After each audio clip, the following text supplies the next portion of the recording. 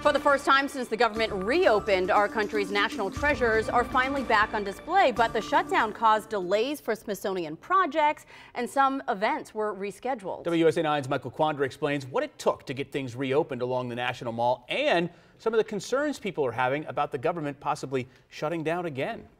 Thank you guys for coming back to visit us. Visitors poured into the Air and Space Museum, the National Zoo, just so many animals to see, and many of the other Smithsonian attractions after a 27-day closure during the government shutdown. Again, you all came at the right time. I know, literally, we got so lucky. Becca Stouse, Theron Rayhill, and this little one are from Denver and had this trip to D.C. planned before the government shutdown ended. Just because I have a little one, we were really excited to go check out all the museums and the zoo and really just explore the whole city. Well, they landed just in time, not only to see our country's national treasures, but we've seen the White House. That was really cool.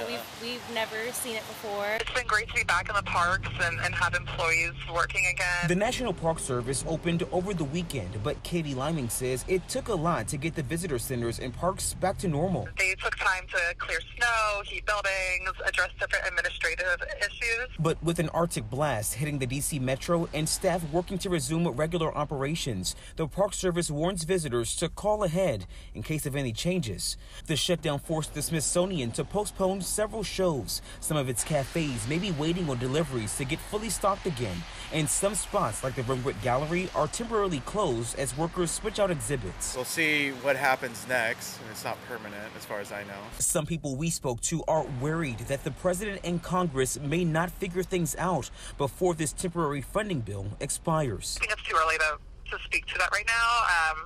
I will say that employees are happy to be back at work. Well, I hope they realize how much it really impacts everyone. Yeah.